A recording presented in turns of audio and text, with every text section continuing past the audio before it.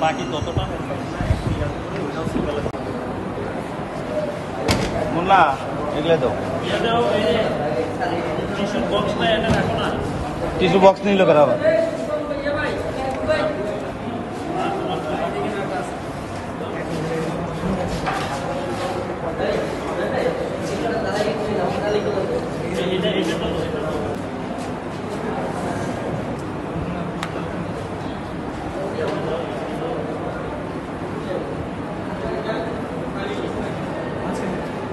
এই cooling agent দুই একজনের সাথে